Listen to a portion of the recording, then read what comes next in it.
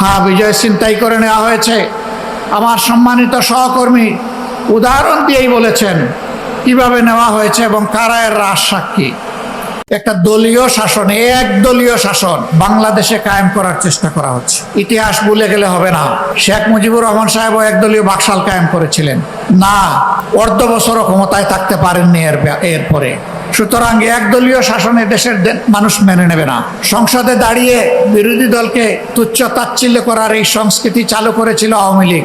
সবচেয়ে বেশি গালি দিত বিএনপিকে, সাথে সাথে আমাদেরকেও একটু রাখতো, ছাড় দিত না। এখন বিএনপিও ওই পুরানা আওয়ামী লীগ যা বলতো সেই পুরানা আমলের কথাগুলা এখন তারাও জপা শুরু করেছে। যে কথাগুলা জপতে জপতে আওয়ামী লীগ গিয়ে পড়ছে দিল্লিতে, আপনারা সেই কথাগুলা জপতে জপতে কোথায় গিয়ে পড়বেন? জনগণ এগুলা খায় না, তরুণ যুব সমাজ এগুলা শুনতে চায় না। তরুণ যুব সমাজের বুকের ভাষা বুঝার চেষ্টা করুন, নাইলে ভুল করবেন। প্রিয় নারায়ণগঞ্জবাসী, আপনারা কেমন আছেন? আলহামদুলিল্লাহ রাব্বিল আলামিন, ওয়াসসালাতু ওয়াসসালামু আলা রাসূলিহিল কারীম ওয়া আলা আলিহি ওয়া সাহবিহি ওয়া আহলি বাইতি আজমাইন। মহান রব্বে করিমের দরবারে অযুত অসংখ্য শুকরিয়া আদায় করছি। পবিত্র এই জুমাবারে আল্লাহ তাআলা প্রিয় নারায়ণগঞ্জবাসীর সামনে, আমার সহকর্মীদের সামনে আমাকে এবং আমাদের সহকর্মী নেতৃবৃন্দকে হাজির হওয়ার তৌফিক দিয়েছেন, আলহামদুলিল্লাহ। আজকের এই বিশাল কর্মী সম্মেলনের প্রিয় সম্মানিত সভাপতি, নারায়ণগঞ্জ মহানগরী সম্মানিত আমির, সাবেক ছাত্রনেতা জনাব মাওলানা আব্দুল জব্বার, মঞ্চে বসা কেন্দ্র থেকে আগত সম্মানিত নেতৃবৃন্দ, স্থানীয় নেতৃবৃন্দ, প্রিয় সহকর্মীবৃন্দ এবং সাংবাদিক বন্ধুগণ, জুমাবার একটু পরে ইনশাআল্লাহ আজান আমরা শুনব, মসজিদের দিকে আমরা রওনা করব। অল্প কয়েকটি কথা বলেই আজকে বিদায় নিতে চাই। আমার বক্তব্যের সূচনায় আমি গভীর কৃতজ্ঞতা জ্ঞাপন করছি 47, 52, 71 এবং 24-এ যারা বুক চিতিয়ে লড়াই করে বিভিন্ন সময় আমাদেরকে স্বাধীনতা, মুক্তি এবং শান্তির সুবার্তা দিয়েছেন। বিশেষ করে 24-এ যারা লড়াই করে শহীদ হয়েছেন, আমি সেই শহীদ পরিবারগুলোর প্রতি গভীর কৃতজ্ঞতা জ্ঞাপন করছি এবং আল্লাহর দরবারে মকবুল শহীদ হিসাবে এই সমস্ত শহীদদেরকে গ্রহণ করার জন্য আরজ করছি। যারা আহতভঙ্গ হয়েছেন, মহান রবের দরবারে দোয়া করি আল্লাহ তাআলা তাদেরকে সুস্থতার নিয়ামত দান করুন। এখন আমরা যারা সরকারে যারা আছেন এবং বিরোধী দলে আমরা যারা আছি, আমাদের মনে রাখতে হবে 24 হয়েছিল বলেই 26 সালে বাংলাদেশে একটা নির্বাচন হয়েছে। 24 যদি না হতো 26 সালে বাংলাদেশে কোনো নির্বাচন হওয়ার কথা ছিল না। সুতরাং যাদের রক্ত এবং ত্যাগের কারণে আজকের এই সংসদ, সরকার, বিরোধী দল, তারা যদি এই সমস্ত শহীদ পরিবার, আহত পঙ্গু ভাই বোনদের প্রতি অবজ্ঞা এবং উপহাস করেন, অবহেলা প্রদর্শন করেন, এটি নিজের সাথেই গাদ্দারির সামিল হবে। আমরা অনুরোধ করব এই সমস্ত লড়াকু যোদ্ধাদের অবদানকে কেউ যেন খাটো করে মেহরবানি করে না দেখেন। সম্মানিত বন্ধুগণ, এই নারায়ণগঞ্জবাসীকে আমরা আন্তরিক অভিনন্দন জানাই। বিগত নির্বাচনে হাজার জালিয়াতি, সন্ত্রাস, কালো টাকার ছড়াছড়ি, ভয়ভীতি প্রদর্শন, হাজার জাতের মেকানিজম, ইঞ্জিনিয়ারিং সব কিছুকে উপেক্ষা করে আপনারা 11 দলীয় ঐক্যকে একটা আসন কমপক্ষে আপনারা উপহার দিতে পেরেছেন। এই জন্য আপনাদেরকে অভিনন্দন।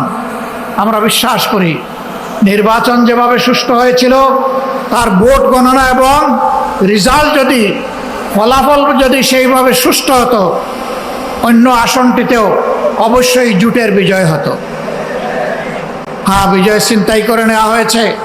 আমার সম্মানিত সহকর্মী উদাহরণ দিয়েই বলেছেন কিভাবে নেওয়া হয়েছে এবং কারা এর রাজ সাক্ষী। তারপরেও কেন আমরা এই রায় মেনে নিলাম? অনেকের আমাদের উপরে অভিমান, আপনারা এই রায় মেনে নিলেন কেন? আমরা তাদেরকে বলেছি 17.5 বৎসর দেশ ছিল স্বৈর শাসনের কবলে। এরপরে একটা নির্বাচন হয়েছে। নির্বাচনে তো জনগণ ভোট দিয়েছে। নির্বাচনের আগে তো বাসে, গাড়িতে, লঞ্চে, রাস্তাঘাটে, রাজপথে সব জায়গায় একই আওয়াজ উঠেছিল, দাঁড়িপাল্লা, দাঁড়িপাল্লা। একদিনে দুটো ভোট হয়েছে, একটি সংসদ সদস্য হিসাবে নির্বাচনের ভোট, আরেকটি সংস্কার পরিষদের সদস্য হিসাবে গণভোট। আমাদের অবস্থান সুদৃঢ় ছিল, আমাদের মার্কা এবং গণভোটে হায়ের পক্ষে। বর্তমান সরকারি দল প্রথমে হায়ের পক্ষে ছিল না, তারা চুপ ছিল, নীরবে নীরবে তারা নায়ের পক্ষে ক্যাম্পেইন করেছিল। এরপরে জনরোষের মুখে পড়ে তাদের নেতাও কমপক্ষে একবার শহীদ আবু সাইদের এলাকায় গিয়ে বলতে বাধ্য হয়েছিলেন 12 তারিখ 2টি ভোট, একটা গণভোট আর একটা জাতীয় সংসদের ভোট, আপনারা গণভোটে হাতে ভোট দেবেন। আউয়াল ওয়াস্তে আখের একবারই তিনি বলেছেন, কিন্তু তিনি তো সেই দলটির নেতা। বর্তমানে সংসদে তিনি হচ্ছেন সংসদ নেতা, প্রধানমন্ত্রী, সরকারের প্রধান, বাংলাদেশের প্রধান নির্বাহী। তিনি এই যে বললেন কথাটা, সেই গণভোটে যে 66.8% মানুষ ভোট দিল, 66.8%, তাদের ভোটের মূল্যটা তিনি কি দিলেন? তিনি শপথ নিয়ে এই গণভোটকে অস্বীকার করলেন। তার সহকর্মী যাকে বলা হয় তিনি সর্বমন্ত্রী, সব মন্ত্রণালয়ে তিনি আজানও দেন, একামতও দেন, মাঝে মাঝে তিনি সংসদে ফতোয়াও দেন। তিনি বলেছেন নির্বাচনটা যাতে হয়ে যায় এই জন্য আমরা এগুলা বলেছিলাম। লজ্জা! একটা সংগঠনের শীর্ষ জায়গা থেকে যদি জনগণকে এইভাবে ধোঁকা দেওয়া হয়, তাহলে রাজনীতি এবং রাজনীতিবিদদের প্রতি মানুষের আস্থা থাকবে কেন? মানুষ কেন রাজনীতি এবং রাজনীতিবিদদেরকে বিশ্বাস করবে?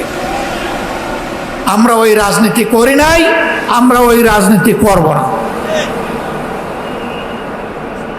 আমরা সংসদে নোটিশ দিয়ে 68 বিধিতে আলোচনা করেছিলাম, গণভোট যেন হারিয়ে না যায়, গণভোটকে যেন সম্মান দেখানো হয়।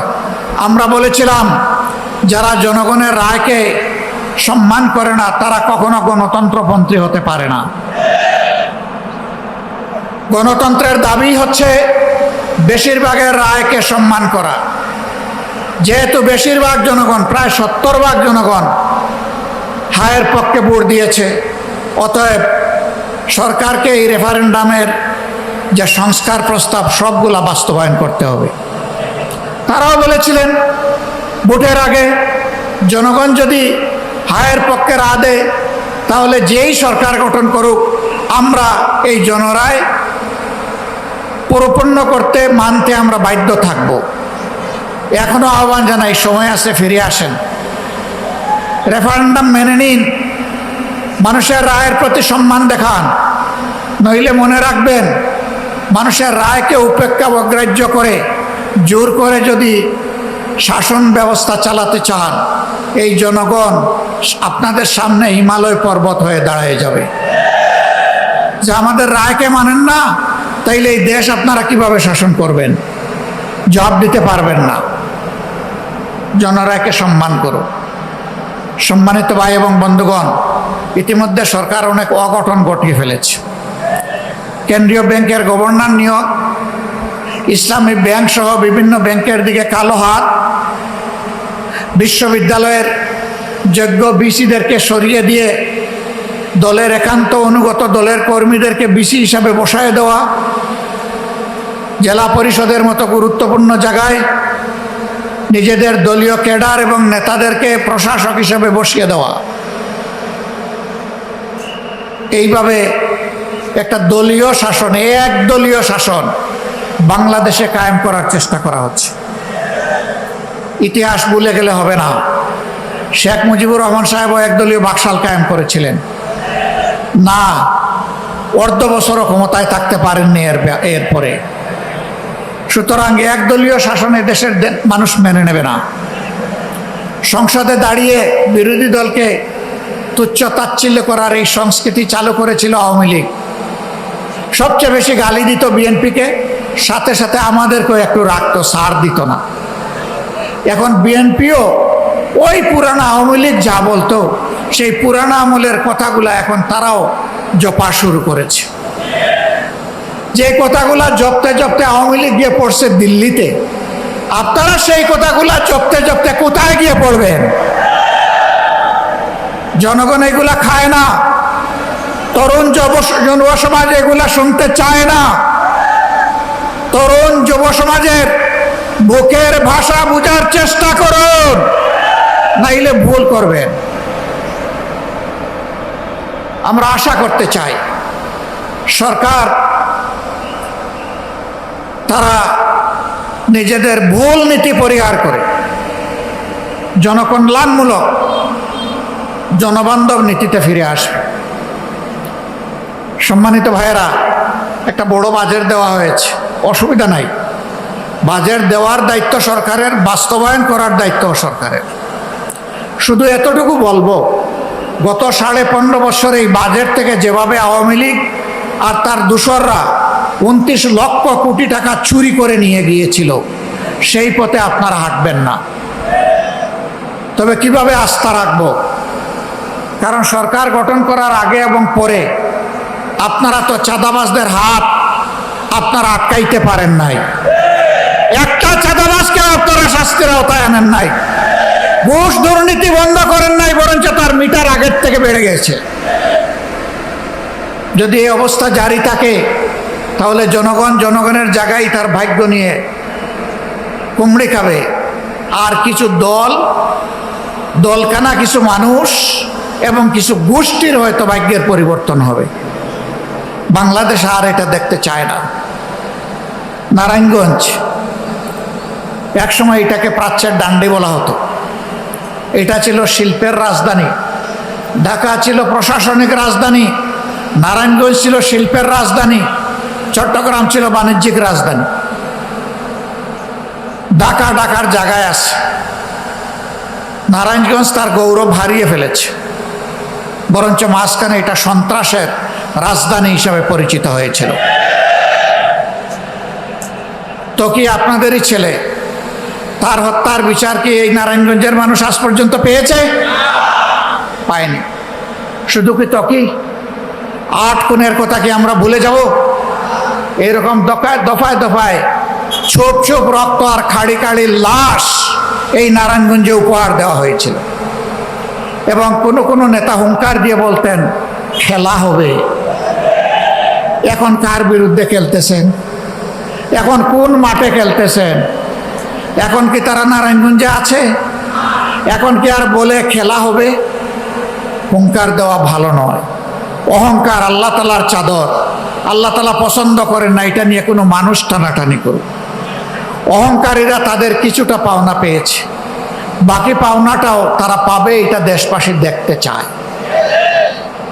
নতুন করে ওই রকম কোনো গডফাদার এখানে তৈরি হোক, আমরা এটা চাই না। কিন্তু মানুষের মনে বুবা কান্না। আমি এখানে আসার আগেই নারায়ণগঞ্জের বিশিষ্ট কিছু ব্যবসায়ী বন্ধুদের সাথে বসেছি। একটুখানি সময় তাদের কথা শুনলাম। কি যেন একটা আতঙ্ক তাদেরকে তাড়া করছে। তারা বুক বড় করে মুখ খুলে কথা বলতে চান না। তাদের চোখের ভাষা বোঝা যায়, কিন্তু টুটের ভাষা অস্পষ্ট। শেষ পর্যন্ত একজন নিরাপত্তা ভেঙে বলেই ফেললেন, আমরা ভালো নেই। এই চাঁদাবাজরা ভালো থাকতে দিচ্ছে না। এই চাঁদাবাজ কারা, কোন দলের?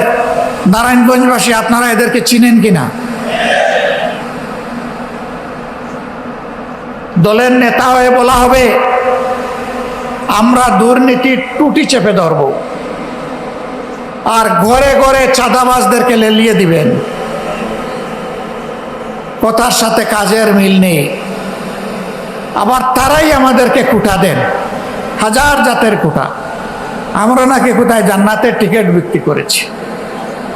আচ্ছা, আপনারা কেউ কি জান্নাতের কোনো টিকিট বিক্রি করেছেন? আপনাদের কাছে কি কেউ কোনো জান্নাতের টিকিট বিক্রি করেছে? আপনারাও বিক্রি করেন নাই, আপনাদের কাছেও বিক্রি করেন। জান্নাতের টিকিট কারা বিক্রি করেছে?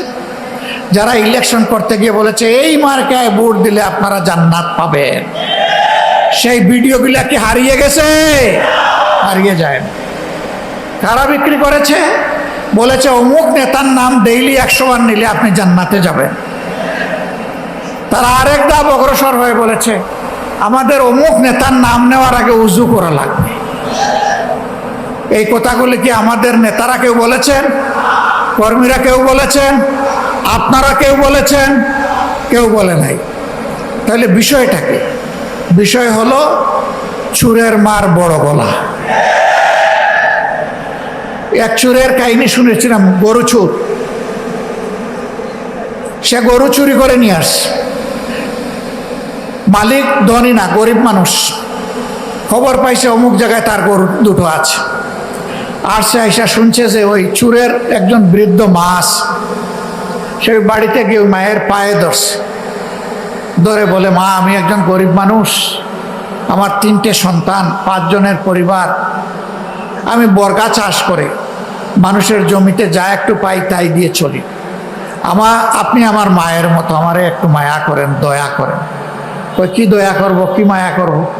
কই যে আপনার ছেলে আমার 2টা গরু নিয়ে এসেছে, আমি ধার দেনা করে কিছু টাকা নিয়ে এসেছি, একটু এইগুলা রেখে আমার 2টা গরু দিয়ে দেন। কই বেটা তোমার মাঝে কিন্তু বিচার ইনসাফ নাই। কই মা আমি কি বেইনসাফি করলাম? কই যে আচ্ছা বলো আজকে তুমি কত টাকা নিয়ে এসেছো? তো সে সামান্য একটু টাকার কথা বলছে। তো জিজ্ঞেস করতেছে আমার ছেলেটা যদি ওখানে হাতে নাতে ধরা খাইতো তাইলে তাকে কি 2-1টা কম দিতা? তখন তো লাথি ঘুষি দিতে দিতে মেরেই ফেলতা। সে তো ভাগ্য বলে চলে আসছে, এখন 16 আনা পাওনা দিয়ে তার কাছ থেকে নিতে হবে, 1 টাকাও কম দিলে মানব না। এরই বলে চুরের মার বড় গলা। অন্যের সম্পদের উপর যারা লোলুপ দৃষ্টি ফেলে এরা চোর, এরা চোরের চাইতে আরো খারাপ। আমরা বলি ভিক্ষা কর, ভিক্ষা যদি তোর কিছু না থাকে। ভিক্ষা করা হারাম নয়, অভাবের তাড়নায় ভিক্ষা করা জায়েজ, কিন্তু চুরি এবং চাঁদাবাজির সর্বাবস্থায় হারাম। মদের উৎপাদনকারী, মদের সংরক্ষণকারী, বিপণনকারী কারা এই সমাজের মানুষ জানে না। আগে যারা ছিল তাদের হাত বদল হয়েছে। আগে বিভিন্ন জায়গার দখলদারি, হাট বাজার মহাল যাদের ছিল এখন জাস্ট হাত বদল হয়েছে। এমনকি আগে যে সমস্ত ব্যাংক ডাকাতরা বাংলাদেশের ব্যাংকগুলো থেকে হাজার হাজার কোটি টাকা লুণ্ঠন করেছে, ওদের ব্যবসাগুলো এখন কেউ না কেউ দেখাশোনা করছে। আমরা কি তাদেরকে চিনি না? জনগণ সময় মতো জবাব দিবে ইনশাআল্লাহ। প্রিয় ভাইয়েরা, আমরা চাই না আমাদের প্রিয় নারায়ণগঞ্জ এই অশান্তি এবং চাঁদাবাজদের কবলে পড়ে থাকুক। আমরা এই নারায়ণগঞ্জকে একটা স্বচ্ছ পরিচ্ছন্ন, একটা মর্যাদাশীল নগরী হিসাবে দেখতে চাই। আপনারা চান কিনা? ড্রেনের পানি দিয়ে অজু হবে? ভালো মানুষ ছাড়া এই নগরী গড়া যাবে? এমন মানুষের প্রয়োজন হবে যে আল্লাহকে ভয় করে, যে মানুষের হকের দিকে তাকায়ও না, হাতও দেয় না, বরঞ্চ যার হক চৌকিদারি করে তার হক তার হাতে পৌঁছে দেবে। সেই মানুষ ছাড়া কি আমরা শান্তির, অগ্রগতির, নিরাপদ নারায়ণগঞ্জ নগরী গড়তে পারবো? পারবো না। শত বাধা উপেক্ষা করে আমরা অসৎ নেতৃত্বের পরিবর্তন ইনশাআল্লাহ বাংলাদেশে করব। সৎ নেতৃত্ব কায়েম করব। নেতাদের কপাল বড় করার জন্য নয়, গড়ার জন্য নয়, বরঞ্চ জনগণকে তার অধিকার ফিরিয়ে দেওয়ার জন্য। এই নারায়ণগঞ্জ মহানগরীতে আমরা দাবি করি অনতিবিলম্বে অনির্বাচিত প্রশাসক সরিয়ে দিয়ে এখানে নির্বাচন দেওয়া হোক। আগামী নির্বাচনে ইনশাআল্লাহ জনগণের দল বাংলাদেশ জামাতে ইসলামী এখানে ক্যান্ডিডেট দেবে। আপনারা কি চান? কি সত্যি আপনারা চান? আলহামদুলিল্লাহ, আমরা আজকে আপনাদের কাছে সেরকমই একটা মানুষ উপহার দিয়ে যাচ্ছি।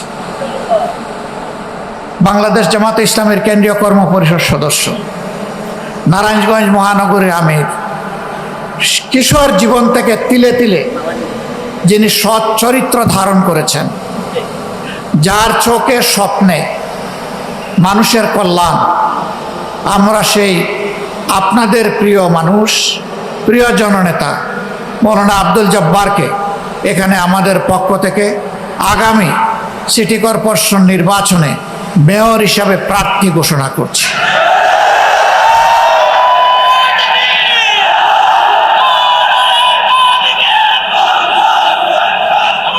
সংগ্রামী সহকর্মীবৃন্দ, অনেক দল প্রার্থী ঘোষণা করেছে, আরো অনেকে করবে। আমরা সবাইকে সাধুবাদ জানাই। রাজনীতির সুস্থ ময়দানে গণতান্ত্রিক পরিবেশে এই নির্বাচন যেন হয়, আগামীতে যেন কোনো চুরি ডাকাতি না হয়, ভোট জালিয়াতি না হয়, হুমকি ধমকি দেওয়া না হয়, কালো টাকার ছড়াছড়ি না হয়, নির্বাচন ইঞ্জিনিয়ারিং না হয়। সুষ্ঠু নির্বাচন হলে আমরা বিশ্বাস করি নারায়ণগঞ্জবাসী একজন সৎ, দক্ষ, যোগ্য, পদাবিরু মানুষকে ইনশাআল্লাহ তাদের নেতা হিসেবে নির্বাচিত করবে। সেই সাথে আমরা ঘোষণা দিচ্ছি 27টি ওয়ার্ডের প্রত্যেকটি ওয়ার্ডে ইনশাআল্লাহ আমরা জনগণের সেই আকাঙ্ক্ষা পূরণ করতে পারে সেই রকম যোগ্য মানুষও আমরা ইনশাআল্লাহ জনগণকে উপহার দেব। আমরা আপনাদের সহযোগিতা চাই। এখন থেকে জনগণের কাছে এই দাওয়াত, এই আওয়াজ নিয়ে যেতে হবে যে দেশ গড়তে হলে সুন্দর নারায়ণগঞ্জ, নিরাপদ নারায়ণগঞ্জ, শান্তির নারায়ণগঞ্জ, অগ্রগতির নারায়ণগঞ্জ, শিশুর নারায়ণগঞ্জ, বৃদ্ধের নারায়ণগঞ্জ, মায়ের নারায়ণগঞ্জ, ভাইয়ের নারায়ণগঞ্জ, শ্রমিকের নারায়ণগঞ্জ, ব্যবসায়ীর নারায়ণগঞ্জ, সেই নারায়ণগঞ্জ যদি আমরা করতে চাই তাহলে অবশ্যই সৎ, যোগ্য এবং খোদাবিরু মানুষদেরকে আগামীতে নির্বাচিত করতে হবে ইনশাআল্লাহ। আপনাদেরকে মোবারকবাদ। যারা এখানে এসেছেন, শহীদ পরিবারের সম্মানিত সদস্যবৃন্দ সহ এখানে বাংলাদেশ ইসলামী ছাত্র শিবিরের কেন্দ্রীয় সভাপতিও এসেছেন নুরুল ইসলাম সাদ্দাম, আমরা সবাইকে আন্তরিক অভিনন্দন জানাচ্ছি। প্রিয় নারায়ণগঞ্জবাসী, আমরা আপনাদের সাথে আছি, আপনারা ইনশাআল্লাহ আমাদের সাথে থাকবেন। আল্লাহ হাফিজ। বাংলাদেশ জিন্দাবাদ, বাংলাদেশ জামাতে ইসলামী জিন্দাবাদ। আসসালামু আলাইকুম ওয়া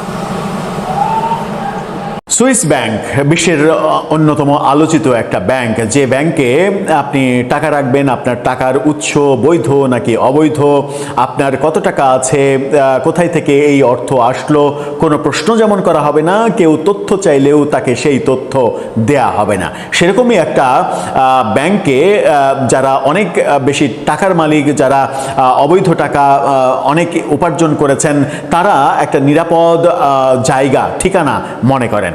এবং বাংলাদেশের বহু মানুষের সুইস ব্যাংকে অ্যাকাউন্ট রয়েছে, বহু টাকা সুইস ব্যাংকে তারা রাখে, লেনদেন করে।